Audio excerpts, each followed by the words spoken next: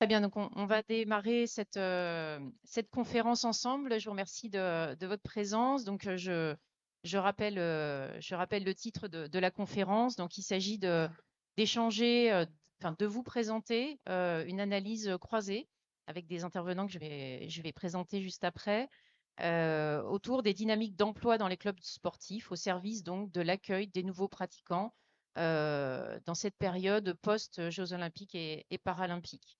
Donc je remercie les intervenants qui ont bien voulu participer à ce temps d'échange.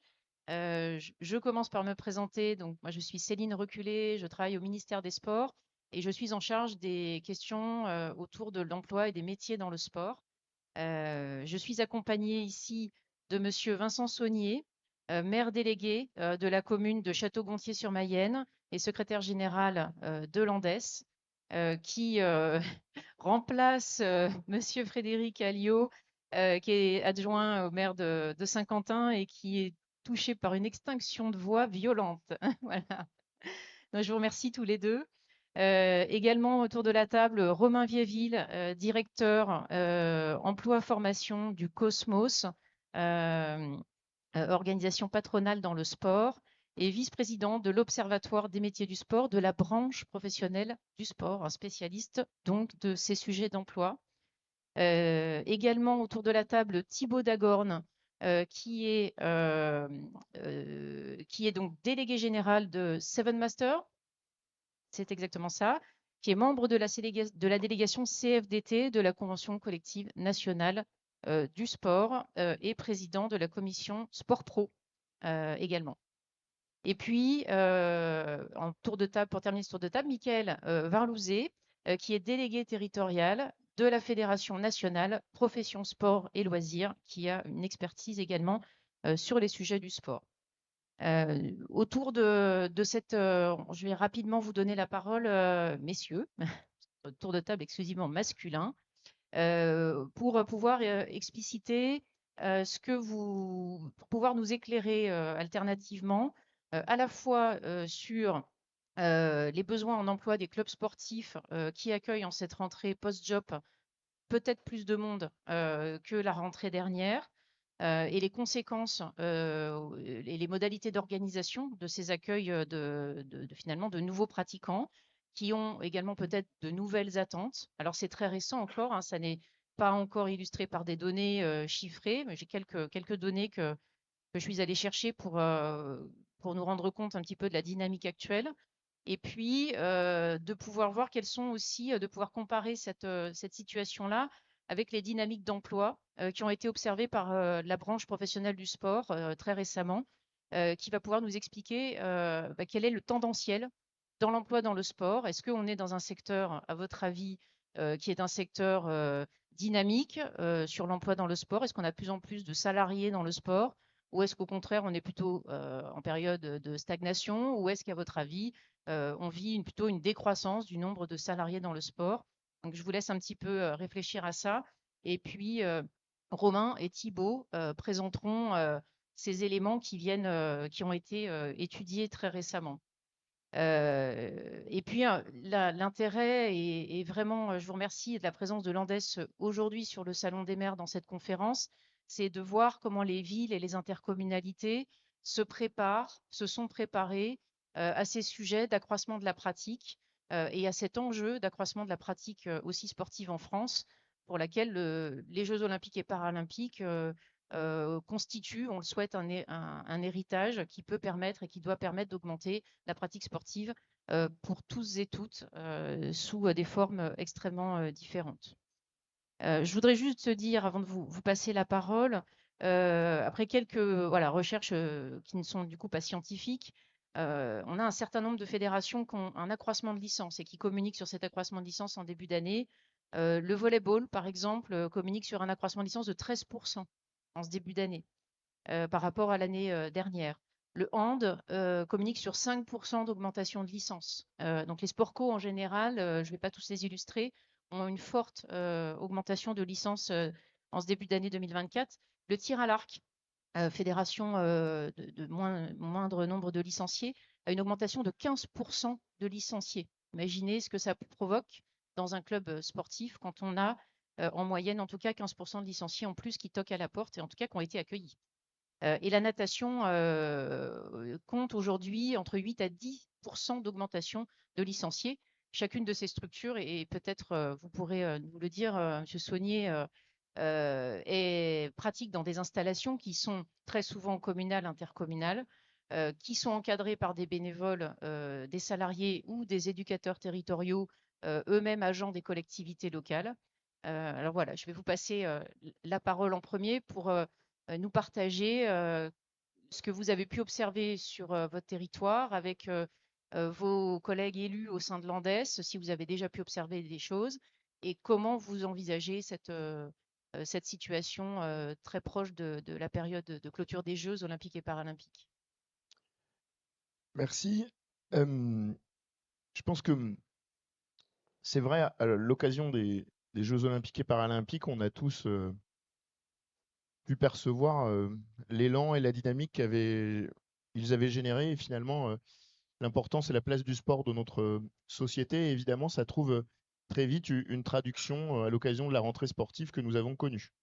Nous, à Landès, on aime à dire que il ne faut pas fermer la parenthèse. Il faut au contraire cultiver les points de suspension pour qu'on ait une ambition continue, forte, en faveur du sport. D'où d'ailleurs notre volonté d'avoir une traduction budgétaire dans ce cadre et la dynamique que nous portons du 1% sport. J'y reviendrai pas, mais au moins ça me permet de poser ce totem parce que c'est un objectif commun qu'on doit sans doute porter au niveau de tous les acteurs de l'écosystème. Cela étant dit, on le sait, l'héritage finalement, alors il va à différentes dimensions, une dimension immatérielle en particulier en lien avec, encore une fois, la place du sport, mais aussi une dimension matérielle plus concrète, plus opérationnelle, avec la réalité que constitue la dynamique du sport fédéral. Mais je pense qu'il faut aussi l'élargir parce qu'il y a aussi d'autres dynamiques qui se font jour, encore une fois en lien avec les réalités, justement, en particulier aussi des dynamiques du sport marchand, loisir marchand, parce que c'est aussi un acteur désormais pleinement intégré à l'écosystème et il faut l'appréhender de cette façon. Aujourd'hui, on sait que les deux conditions qui devaient permettre d'affirmer justement la dynamique de Paris, c'est d'une part un sujet relatif à la capacité d'encadrement et d'accueil, donc en matière d'animation, de formation de ces nouveaux pratiquants, en sachant qu'une des données fondamentales, c'est il faut aussi qu'on ait ça à l'esprit, c'est que désormais, ce qui prime, c'est la multi-activité. On ne fait pas simplement une discipline, on en fait souvent plusieurs. On va picorer ici ou là, il y a des effets de sapping. Et puis, le deuxième élément qu'il faut porter, et qu'on appréhende pleinement évidemment à l'Andes depuis longtemps, qu'on a essayé aussi de travailler en amont avec le ministère des Sports, c'est évidemment les enjeux des équipements. Donc à cet effet, il y a eu plusieurs leviers qui ont été activés. C'est évidemment le plan 5000 équipements qui avait été lancé, qui a connu un franc succès, avec néanmoins quelques limites, dans un format plus ouvert, plus en proximité. Le vrai défi, c'est évidemment pour nous, en tout cas c'est celui qu'on a identifié, celui des équipements structurants, des gymnases, des plaines de jeux, de grands jeux. Voilà, c'est ce sujet-là qu'il faut aussi porter. Et donc, ouvrir grand les clubs, qui était le défi de l'ancienne ministre des Sports dans le cadre du prolongement des Jeux, évidemment, ça reste quelque chose qu'on partage collectivement. Néanmoins, très vite, on en voit aussi les limites, parce que ça fait quand même des années que du côté des élus et des collectivités, on fait état de vraies difficultés quant à la capacité à la fois de rénover, d'entretenir ou même de construire de nouveaux équipements sportifs. Et même si c'est réalité, il y a des vraies progressions dans ce domaine, il n'empêche que on a là un sujet stratégique, pas immédiat, mais qui va s'inscrire pleinement dans la durée sur les 320 000 équipements sportifs qui existent en France. Donc on a un sujet, on fait beaucoup déjà depuis longtemps avec les agents des collectivités du Tetris en permanence pour trouver des créneaux. C'est vrai, c'est notre défi commun pour faire en sorte que souvent, de 8 heures du matin jusqu'à 22 heures, 23 heures, nos équipements ils soient ouverts. Ça, c'est un défi évident. Donc ça, c'était une des premières conditions. Ça me paraît essentiel de le rappeler à ce stade. On a aussi, en lien avec le ministère, les ministères d'ailleurs, poussé le sujet de la mutualisation. Et on sait aussi, et notamment le nouveau ministre est extrêmement sensible sur les 26 000 équipements sportifs qui existent dans les équipements scolaires, les enceintes scolaires. Je pense en particulier au collège ou au lycée. Là aussi, il y a des vrais efforts qui ont été faits. Il y a des éléments on va dire, facilitants à destination des principaux et des proviseurs qui ont été activés dans ce cadre-là. Donc voilà un peu les fondamentaux, en tout cas la ligne de conduite que se sont posées les collectivités dans ce cadre. Et puis plus spécifiquement, c'est évident, on est attentif et on est aussi facilitateur, même si on n'est pas évidemment les premiers financeurs de l'emploi. En tout cas, on s'emploie à accompagner ces enjeux de professionnalisation. Dernier élément, avant de conclure mon propos introductif, c'est évidemment la situation quand même dans laquelle nous sommes. L'hiver budgétaire qui est là, et qui est là de façon durable. On peut même peut-être considérer qu'on est rentré dans une période glaciaire et que l'enjeu des financements croisés, il est clairement percuté par la situation. Et que ça, aujourd'hui, collectivement, on ne le maîtrise pas pleinement, mais ça va être une vraie réalité pour le budget de l'État et notamment son incidence au titre de l'enveloppe dédiée à l'emploi sur l'Agence nationale du sport. Je pense en particulier au vrai effet qu'on va avoir entre les emplois sociosport, qui précédemment été financés, et puis finalement les emplois ANS classiques. Là, il y a un petit sujet budgétaire, les amis, qui n'est pas encore clarifié. Il y a un vrai sujet. Et puis, évidemment, celui relatif, évidemment, aux collectivités qui pouvaient être cofinancer un certain nombre d'emplois sur les têtes de réseau, mais pas seulement. C'est le cas pour les régions, pour les départements qui vont être pleinement impactés par les réalités budgétaires qui sont annoncées. Et évidemment, le bloc communal qui, évidemment, comme acteur fondamental de proximité, ne pourra pas être le réceptacle de tous ces désengagements. Donc voilà la réalité, en tout cas lucide, que nous devons porter sur cette situation à l'occasion de cette préparation budgétaire. Merci. Merci, Monsieur Saunier, pour cet éclairage. Donc, une détention quand même très forte dans cette période, aussi bien dans l'accueil, dans la capacité des équipements à accueillir, et puis la capacité des collectivités locales d'appuyer ces nouveaux besoins en emploi qui sont liés à la pratique licenciée.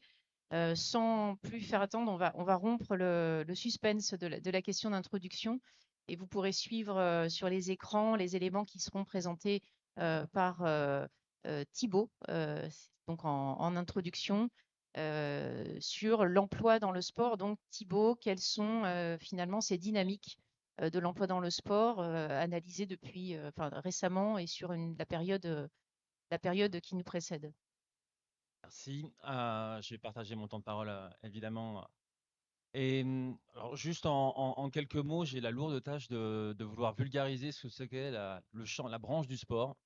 La branche du sport, un objet un peu immatériel, mais on va essayer de la rendre bien réelle. C'est déjà une œuvre vivante et dynamique qui a 20 ans. Et quand on a 20 ans, on fait toujours un premier petit bilan. Donc la convention collective, c'est tout d'abord une branche qui est négociée par 5 structures, 2 organisations patronales, le Cosmos avec Romain qui la représente, la ESL, et puis du côté salarié, la CFDT, la FNAS qui regroupe les joueurs et les joueuses professionnelles et la CGT. Alors, quelques indicateurs pour justement montrer son dynamisme. Elle regroupe actuellement près de 196 500 salariés. C'est un chiffre qui est majeur puisqu'il est représenté quasiment à 155 000 personnes qui exercent en activité principale. C'est une nouveauté. Elle est aussi densifiée puisqu'elle est animée par 34 000 structures employeurs. C'est un chiffre qui a été multiplié par 2 en 10 ans. C'est une preuve que les employeurs ont répondu à l'offre nouvelle de demande d'offres de services.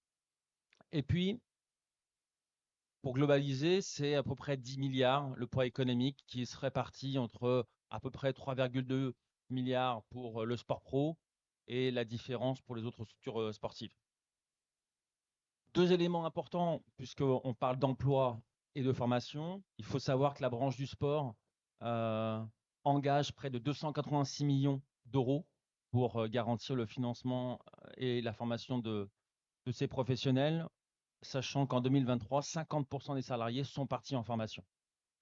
Et puis par ailleurs, pour pouvoir répondre à l'offre nouvelle sportive, la branche est aussi un créateur de certifications spécifiques. Et les CQP, depuis 2003, environ 40 ont été créés, permettant à plus de 90 000 personnes de se positionner sur l'emploi.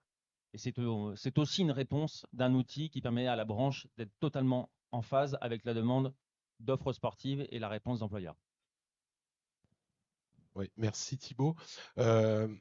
Thibaut a évoqué un certain nombre de chiffres. Ce qui est intéressant à noter, c'est la trajectoire qu'on a mesurée depuis une dizaine d'années, qui est publiée dans le cadre de notre rapport emploi-formation de la branche du sport, donc publié en octobre dernier. Les trajectoires sont extrêmement intéressantes, que ce soit en termes de nombre de structures, Thibault l'a dit, on a doublé le nombre de structures en 10 ans, mais également en termes de nombre d'emplois, on était 138 000 salariés en 2014, on avoisine les 200 000 cette année, ce qui veut dire une progression annuelle de 7% des emplois et notamment des emplois principaux, c'est-à-dire ceux qui sont occupés par des gens dont c'est la principale activité. Là, on a 155 000 salariés dans la branche qui occupent leur emploi de manière principale, donc progression de 7% par an. C'est incomparable avec aucune autre branche professionnelle aujourd'hui où on a une moyenne plutôt autour de 1%. Et puis l'autre signal positif, c'est la tendance à la solidification des emplois. On a une branche qui connaît quand même des tendances de temps partiel, de contrats de courte durée qui sont importantes, qui restent plus importantes que la moyenne des autres branches professionnelles, mais on est enfin dans une tendance qui est positive avec une diminution de ce temps partiel. On est passé de près de 40% il y a quelques années, aujourd'hui un peu moins de 30%, et puis une diminution des contrats de courte durée, 25% de CDD aujourd'hui dans la branche pour 75% de CDI. Malgré tout, la branche connaît aussi historiquement un certain nombre de fragilités. Les premières, elles concernent le modèle économique des structures finalement. 92% des structures de la branche du sport sont des structures de moins de 10 salariés et qui ont des ressources plutôt limitées puisque 1 sur 2 dispose d'un budget annuel inférieur à 85 000 euros. L'autre particularité, c'est qu'on est une branche composée essentiellement d'associations. Donc 75% des structures du sport sont des associations sportives, 25% sont donc des structures marchandes ou commerciales, et on y retrouve le sport professionnel évidemment, mais aussi toutes les structures privées marchandes de fitness, d'escalade, etc. Et là, on peut quand même noter une progression en proportion du nombre de structures marchandes sur ces dernières années. Mais donc, un modèle économique à consolider, des structures de petite taille à accompagner qui doivent parfaire leur professionnalisation pour d'abord se pérenniser et ensuite se développer.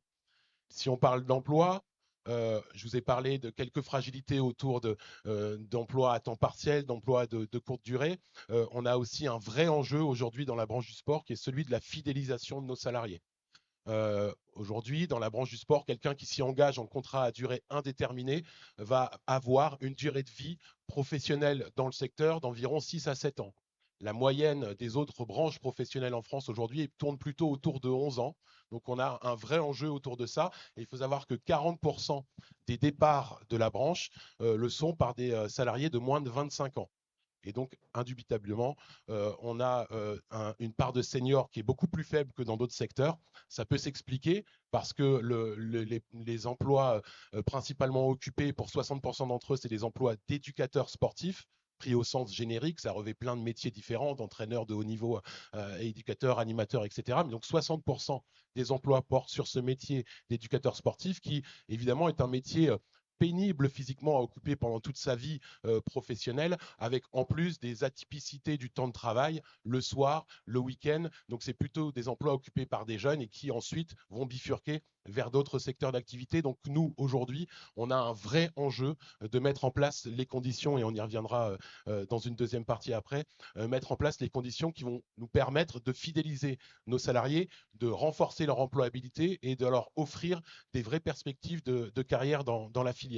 Et puis, encore très rapidement, deux autres points notables. Le premier, c'est la part très faible des emplois occupés par des femmes. Aujourd'hui, c'est 35%.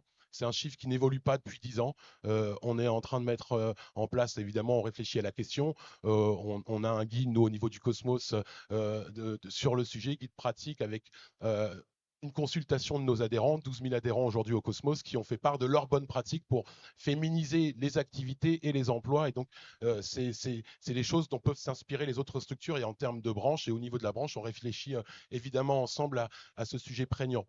Dernier point rapide, c'est celui de la nécessaire adaptation des structures du sport aux nouvelles attentes des publics. On a parlé de la massification de la pratique. Celle-là, elle est latente depuis quelques années. On n'a pas attendu les Jeux pour constater une massification de cette pratique sportive.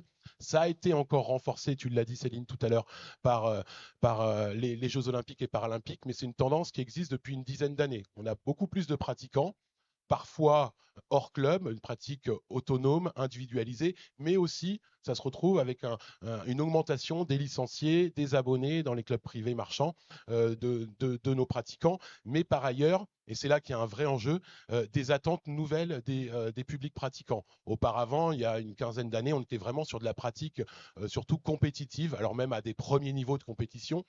Aujourd'hui, ça s'est largement diversifié. On a des attentes autour du bien-être, autour de la santé. On a des publics seniors, des publics en situation de handicap qui pratiquent beaucoup plus qu'auparavant une activité physique ou sportive. Ça nécessite pour les structures du sport à renforcer et diversifier leur offre de pratique. Et indubitablement, ça a des impacts sur les métiers. Ça veut dire que les compétences associées au métier du sport sont en évolution. Ça, nous, on a pu le mesurer dans une cartographie prospective des métiers du sport qu'on a publié il y a 2 ans maintenant, qui identifiait pour chacun de nos principaux métiers de la branche les compétences associées qui étaient en évolution pour pouvoir répondre aux besoins nouveaux des publics pratiquants. Merci beaucoup Thibaut Romain pour ces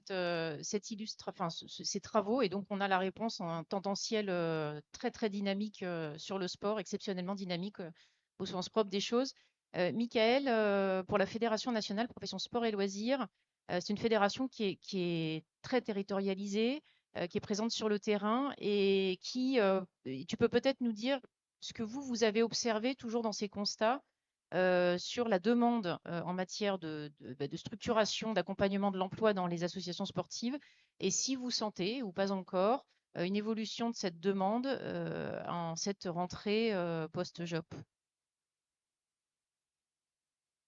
Merci Céline.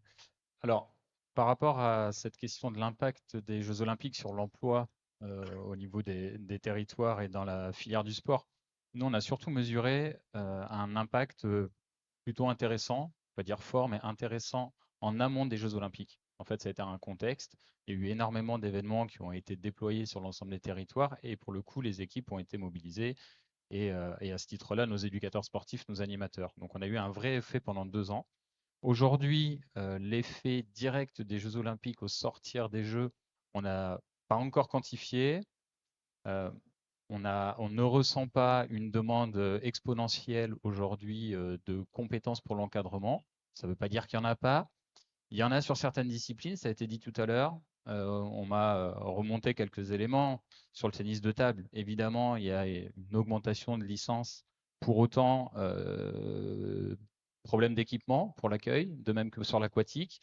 Et en fait, on se retrouve ici sur plutôt revenir en phase encore amont, c'est-à-dire la formation, le recrutement, formation pour avoir ensuite des emplois et satisfaire d'éventuelles demandes. On a à la fois un problème de RH et à la fois un problème d'équipement qui se fait ressentir. Bon, la question peut se poser aussi, on entend 10% d'augmentation de licence, est-ce que c'est suffisant aujourd'hui pour aller recruter à la fois en termes de besoins en encadrement et d'un autre côté, est-ce que 10% de licenciés en plus, ça va contribuer à financer un emploi? C'est des questions qui se posent, c'est des questions que se posent naturellement les associations.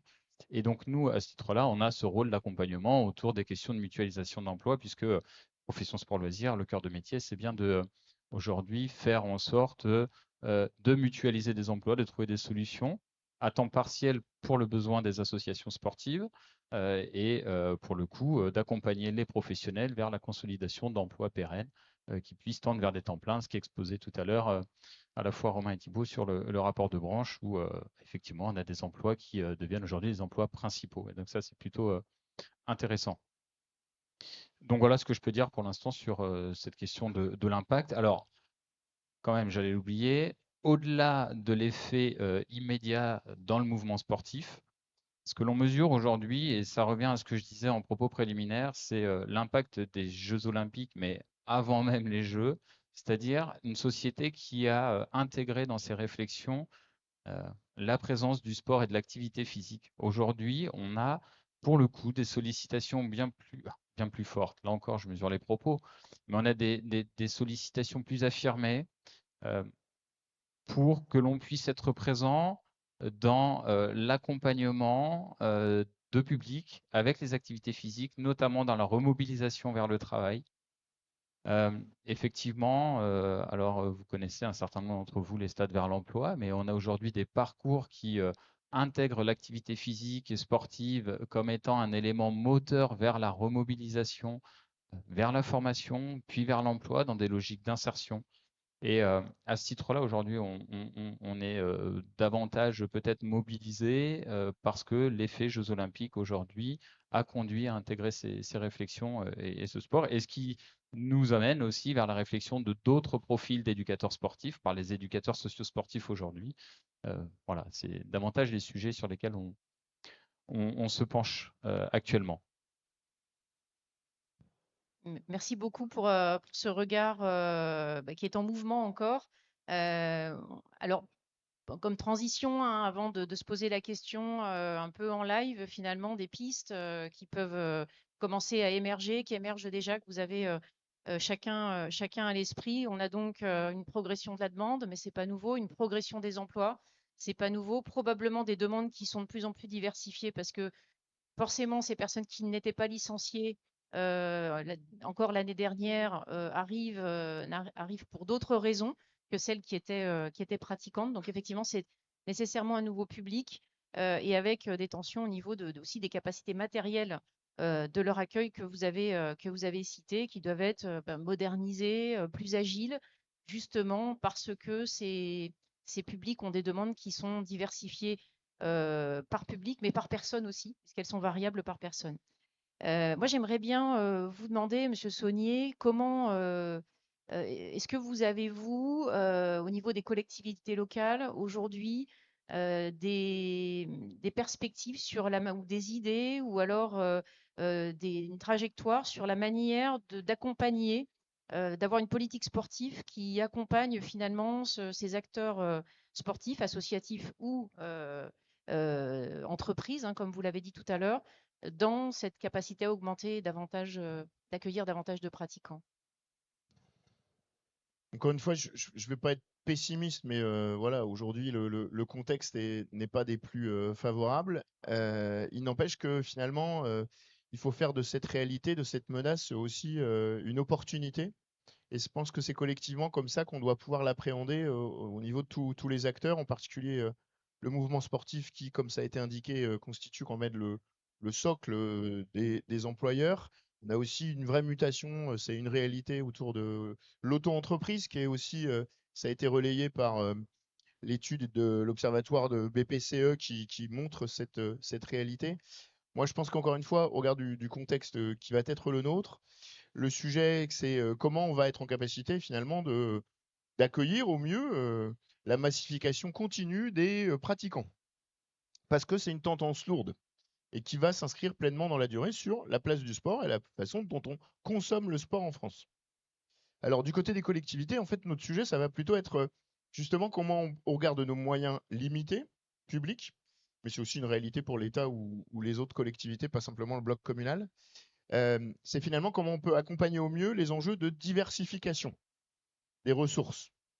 Et finalement, ça percute ce que moi, en tout cas à l'Andes, on porte sur c'est quoi le modèle économique du club de demain. Et plus que jamais, on est convaincu que c'est un acteur de l'économie sociale et territoriale. Et qui doit répondre, en tout cas c'est la vision que nous on aura, parce qu'on aura des contraintes budgétaires fortes sur les attendus que les élus et les collectivités porteront sur quelques missions fondamentales attendues du service public du sport, de l'intérêt général. Et de ce point de vue, on peut assez vite finalement identifier quelques sujets stratégiques. Ça va évidemment être la question de l'accessibilité. Combien ça coûte et quel public on peut accueillir. Ça va être un sujet sur finalement l'inclusion, l'insertion. Là aussi, on sait qu'on a un défi, une attente forte. Il y a un sujet évident autour des enjeux d'éducation ou encore de santé. Et toute cette palette-là, finalement, elle est de nature sans doute mais c'est déjà une réalité pour beaucoup, à diversifier finalement les activités effectives des clubs. Il y en a plein qui se sont déjà saisis. Les fédérations ont travaillé ça depuis longtemps. Je peux vous en citer quelques-unes. Je vais citer par exemple, et c'est aussi en lien direct avec ce qui a été activé, qui finalement est aussi peut-être un premier niveau de réponse avec les équipements de proximité. Et on avait voulu absolument que dans la philosophie, puisque nous on avait été associés un peu à l'élaboration du dispositif, c'est au-delà du fait qu'on aménage des équipements de proximité, un terrain de basket 3-3, un terrain de foot à 5, un dojo solidaire. Et ben, au-delà de ça, c'est comment, autour de ça, et ben, on va s'assurer qu'il est animé et qu'on assure finalement une modalité de pratique. Et derrière, finalement, il y a aussi la question qui vient, celle relative à l'emploi. Et il y a des fédés qui se sont aussi saisis pleinement de ce sujet. C'est une réalité, par exemple, au titre du judo, où ils ont associé le fait qu'il fallait aussi former, avec les clubs supports qui étaient adossés en proximité au dojo solidaire, la nécessité, finalement, d'accompagner, de fidéliser un certain nombre de professionnels. Et c'est tout ce travail-là aussi qu'on va avoir à conduire. Et finalement, ça va permettre, sans doute, de pouvoir élargir, encore une fois, les sources de financement du modèle économique du club, de sa professionnalisation, de la consolidation, de la fidélisation des professionnels. C'est un travail de longue haleine. Ça passe par toute une série d'outils qui doivent être là aussi partagés, parce que du côté des collectivités, encore une fois, on sait qu'on rentre dans l'hiver budgétaire pour longtemps. Et par conséquent, on va extrêmement prioriser nos sujets. Et par conséquent, là aussi, ça passe par ce dialogue. Et nous, au bout du bout, à l'ANDES, on défend plus que jamais l'élaboration en 2025, dans le cadre de l'évaluation des politiques sportives qui ont été conduites et des perspectives des futurs mandats qui interviendront à compter de 2026 jusqu'en 2032 sur la place du sport, la politique sportive locale, et un outil qui s'appelle le projet sportif local, qui est de nature à faciliter finalement le dialogue entre tous les acteurs, mais qui est de nature, en tout cas on l'espère, à passer cet obstacle budgétaire et finalement en fait s'adapter, faire preuve d'agilité et puis montrer la capacité de résilience plus que jamais de la filière sport. Merci beaucoup. Donc, un chef de fila du bloc communal qui sera finalement renforcé par les élections à venir communales. Une agilité, qui dit agilité, dit aussi réflexion sur la mutualisation à la fois des équipements, mais certainement aussi des questions de RH. Ça fait écho, et Mickaël, je vais te passer la parole tout de suite parce que ça fait écho à ce que tu as présenté tout à l'heure sur la mutualisation. Côté Fédération nationale profession sport et loisirs, quelles pistes vous voyez et peut-être en écho aussi à ce que M. Saunier nous a présenté, est-ce que vous pouvez appuyer aussi les collectivités locales dans ces réflexions? Comment est-ce que ça peut fonctionner ensemble? Ouais, naturellement, ça fonctionne déjà, voilà. Je me fais l'écho. Effectivement, alors, ça me plaît bien d'entendre ce discours-là. À notre niveau, en fait, il y a deux entrées. Il y a l'entrée de la mutualisation lorsque les compétences sont déjà là, que les professionnels sont formés, sont en activité. Et l'intérêt, c'est d'accompagner justement ces associations sportives par parfois la voix des collectivités territoriales, mais aussi les collectivités en direct, sur justement la mutualisation d'emplois, faire en sorte et faire prendre conscience qu'un emploi peut être à temps partiel dans un club, mais pour autant fidélisé, sectorisé sur un territoire parce que partagé entre plusieurs utilisateurs, associations ou collectivités notamment. Mais se pose toujours aussi la question justement de l'attractivité des métiers, du recrutement, et c'est en cela qu'on a pris le sujet un peu plus en amont aujourd'hui en travaillant sur la création de groupements d'employeurs pour l'insertion et la qualification dans le secteur du sport. Et à ce titre-là, l'enjeu, c'est d'aller sourcer des candidats, de les amener vers la voie de l'emploi par la formation, BPGEPS notamment, certificat de qualification professionnelle pour certains, mais essentiellement des BPGEPS aujourd'hui, et progressivement de les accompagner, de les fidéliser, et dans ce double temps de la formation, de profiter aussi de notre expertise et de notre expérience pour former à la fonction RH, aux fameuses ressources humaines, les associations qui accueillent ces professionnels en formation, faire en sorte donc que la formation soit à la fois d'un côté pour les professionnels et de l'autre plutôt pour les dirigeants associatifs. Et avec plaisir de pouvoir accompagner davantage encore de territoires et donc de collectivités sur ces réflexions-là. Merci beaucoup, Mickaël. On nous fait signe qu'on a atteint le temps. Est-ce que vous pouvez peut-être nous répondre sur ces questions-là, Romain, Thibault, sur en quelques mots, les pistes, les solutions que vous voyez sur cette question? En quelques mots, c'est un exercice pas si évident parce que le sujet est quand même extrêmement complexe. Nous, en tant que branche, notre mission, c'est de contribuer finalement avec d'autres acteurs, les collectivités territoriales, l'État, à mettre en place les conditions les plus propices finalement au développement, à la structuration du secteur pour permettre à nos structures, à nos professionnels d'être en capacité d'accueillir ces nouvelles appétences de pratiques sportives de la population.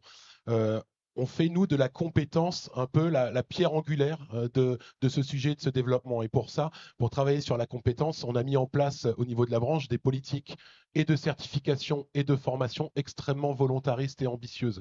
En termes de formation, ça a été dit tout à l'heure par Thibaut, la branche gère une enveloppe qui permet de financer, et Mickaël vient de l'évoquer, tant la formation des salariés, mais aussi celle des dirigeants bénévoles. Ça, on le retrouve quasiment dans aucune autre branche aujourd'hui, notre capacité à financer la formation des dirigeants bénévoles parce qu'on pense qu'il est extrêmement important qu'ils puissent développer, eux, aussi des compétences déjà de management, de RH pour fidéliser, pour créer un vrai lien avec leurs salariés, mais aussi pour qu'ils contribuent au développement économique de leur structure. En termes de certification, on a mis en place une quarantaine de diplômes au niveau de la branche, 100 000 certifiés depuis 10 ans, ce qui est quand même pas neutre et ce qui a contribué évidemment au développement des emplois, surtout que, encore une fois, 60% des emplois sont des emplois d'éducateurs sportifs, qui sont des métiers réglementés avec une obligation de diplôme. Aujourd'hui, on est en train de travailler sur la mise en place de blocs de compétences complémentaires à ces diplômes cœur de métier d'encadrant sur le développement des activités de ma structure, sa gestion, la promotion d'un événement. L'idée, c'est de permettre aux éducateurs sportifs, pour un certain nombre d'entre eux à temps partiel, d'aller chercher ces compétences complémentaires, renforcer leur employabilité et leur temps de travail, œuvrer au sein de leur structure dans l'encadrement, mais aussi dans la gestion, et avoir des vraies perspectives de carrière dans la filière. Et c'est une façon aussi de les fidéliser. Il y a beaucoup d'autres choses, et je ne veux pas prendre... Il reste 1 minute à Thibaut, c'est ça? Ouais, vraiment. Juste en tout petit complément, et vous savez qu'on me dit souvent que j'ai rarement 1 minute. Conclusion. Non, juste 2 exemples. Je pense que la convention collective doit être très, très attractive. Et pour être attractive, elle a une politique volontariste de rémunération avec une augmentation de 16% en 4 ans de ses minima salariaux. Elle a une volonté de promouvoir pour justement aller chercher ces éducateurs, éducatrices qui manquent dans le monde du sport. Mais pour cela, il faut qu'il y ait davantage de pratiquantes. C'est pour ça que nous allons, avec l'AFDAS, qui est l'OPCO, monter un très grand nombre de sites de promotion qui permettront aux professionnels de vulgariser et de tendre la main.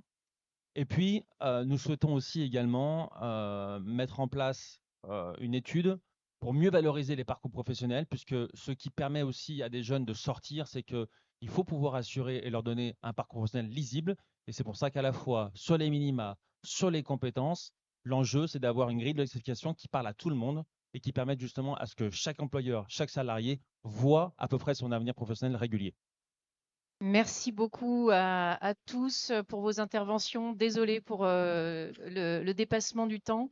Merci pour votre présence à ce temps d'échange, à cette conférence. Et très bonne journée à vous et bonne fin de salon.